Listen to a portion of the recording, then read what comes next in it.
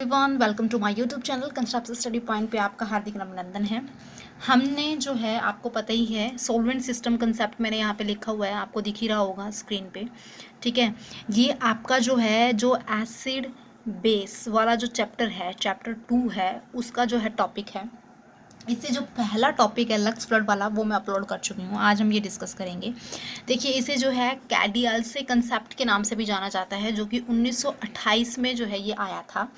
ठीक है, तो हम इस वीडियो को स्टार्ट करते हैं। इसने किस तरीके से एसिड और बेस को एक्सप्लेन किया, इसके हिसाब से जो एसिड होते हैं वो क्या हैं और बेस आपके जो हैं क्या हैं। ठीक है, हमने यहाँ पे ये चीज़ें देखनी है। इसने कहा कि एसिड वो स्पीसीज होंगी जो कि बाय डायरेक्ट डिसोसिएशन, ठीक है, डायरेक्ट डिसोसिएशन और या फिर या तो डायरेक्ट डिसोशिएट हो जाएगी स्पीसीज, ठीक है, जो कि कटायनिक करैक्टर को शो करेगी तो एसिड होगा। ठीक है, या फिर वो जब रिएक्ट करती है, रिएक्ट किसके साथ करेगी, रिएक्शन किसके साथ करेगी, रिएक्शन विद द सोलवेंट। ध्यान रखना, reaction with the solvent gives the cationic characteristics of the solvent. ये बात आपने ध्यान रखनी है, समझना है इस बात को। सोलवेंट सिस्टम कंसेप्ट के हिसाब से या तो वो स्पीसीज डायरेक्ट डिसोशिएट होगी, ठीक है, या तो वो डायरेक्ट डिसोशिएट होगी या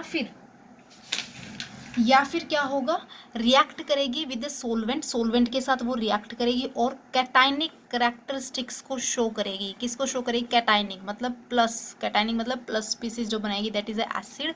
और बेस की क्या होगी डेफिनेशन, दूसरी तरफ बेस की होगी आपकी, बेस वो स्पीसीज होंगी, सेम रहेगा, या तो वो डायरेक्ट डिसोशिएट हो जाएं, सेम एज इट इज़ जो मैंने उधर लिखा है, या तो वो डायरेक्ट डिसोशिएट हो जाएं, या फिर और वो रिएक्ट करें। किसके साथ रिएक्ट करेंगे, सेम सोलवेंट सिस्टम के बारे में बात कर रहे हैं तो वो सोलवेंट के साथ ही रिएक्ट करेंगे, रिएक्ट विद सोलवेंट। ठीक है, और क्या देंगे रिएक्ट करने के बाद, वो आपको देंगे एनायन करैक्टरिस्टिक्स। क्या देंगे, एनायन करैक्टरिस्टिक्स, ये आपने ध्यान रखना है।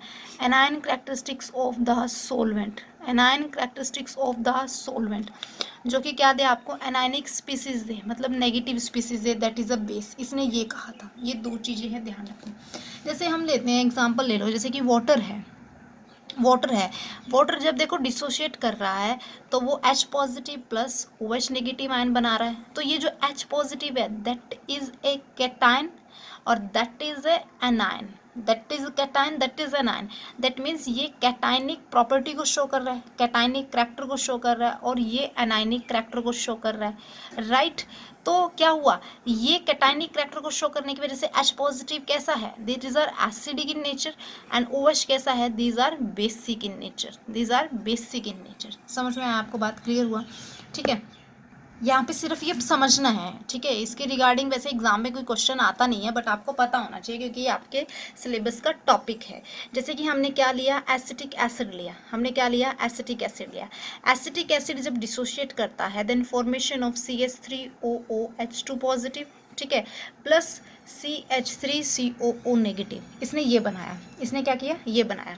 तो इसमें दो पॉसिबिलिटी है, इसने ये ऐसे बनाई क्योंकि देखो इसने क्या किया, हाइड्रोजन आयन को गेन किया, दैट मीन्स ये कैटायन बना रहा है, कैटायनिक स्पीसीज को शो कर रहा है, तो these are acidic in nature. और ये आपका एनायन बना रहा है तो जिसकी वजह से ये आपका क्या होगा, बेसिक इन नेचर।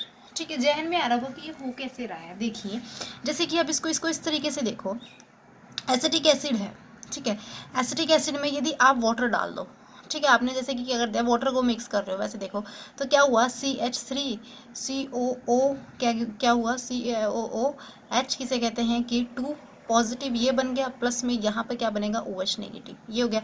तो ये बन गया आपका कैटायनिक स्पीसीज, मतलब ये इस तरीके से आपकी जो होगी, कुछ ऐसी स्पीसीज डाले जिसकी वजह से ये अपने हाइड्रोजन को रिलीज़ कर दे। हाइड्रोजन को रिलीज़ कैसे, इसमें वाटर के साथ ही देख लो आप, मतलब मैं सिर्फ समझाने के लिए आपको बता रही हूँ। ठीक है, इसमें क्या होगा, यदि वाटर के साथ ही है, अब ये स्ट्रॉन्ग की तरह बिहेव करेगा इसी कंपैरिजन में सोलवेंट। तो ये क्या बना रहा है, CH3COO नेगेटिव, इसने अपना हाइड्रोजन रिलीज़ कर दिया, ये हाइड्रोजन अपना वाटर को दे देगा, हाइड्रोनियम आयन बन गया। तो यहाँ पर ये एनायनिक करैक्टर शो कर रहा है तो बेसिक हो गया, और ये हाइड्रोनियम दे रहा है तो this is the acidic in nature. ठीक है, आई होप ये क्लियर हो गया होगा आपको। सिंपल है, इजी है, कोई भी चीज़ जो है मुश्किल नहीं है। ठीक है, दूसरा आप इसमें देखो, जैसे कि मैं आपको यहीं पे एक और बता रही हूँ, जैसे सल्फ्यूरिक एसिड के बारे में आप सब जानते हैं। सल्फ्यूरिक एसिड है वो डिसोशिएट कर रहा है किस चीज़ में, ये तो सबको पता है, इसका सबको पता है। ठीक है, और एक ये स्पीसीज़ की फॉर्म में भी ये एग्जिस्ट करता है। ठीक है ना, तो यहाँ पे ये एनाइनिक करेक्टर शो कर रहा है, यहाँ पर ये कैटाइनिक करेक्टर शो कर रहा है। एनाइनिक है दैट मीन्स ये बेस होगा, और कैटाइनिक है तो दिस मीन्स ये एसिडिक होगा। ठीक है, ये बहुत सिंपल एंड ईजी है, कुछ भी नहीं है, डेफिनेशन से ही आपको पता लग जाए क्या है सॉल्वेंट सिस्टम, कि बाय डायरेक्ट डिसोसिएशन या रिएक्शन विद द सॉल्वेंट जिसमें कैटाइनिक करेक्टर को शो कर रहा है तो वो आपका एसिड है, और बेस जो एनाइनिक करेक्टर को शो करेगा। तो ये आपका जो है सोलवेंट सिस्टम कंसेप्ट था, जिसमें क्या होता है ऑटो आयनाइजेशन हो रही है, ये सोलवेंट है, ये क्या है आपके सोलवेंट है, ऑटो आयनाइजेशन हो रही है, they dissociate into that type of species. ठीक है, तो ये आपका कंसेप्ट हो गया कंप्लीट। ठीक है, इसमें कुछ भी नहीं है, बहुत सिंपल है। ठीक है, ये आई होप ये वीडियो आपके लिए हेल्पफुल रहेगी। Thanks a lot, have a nice day.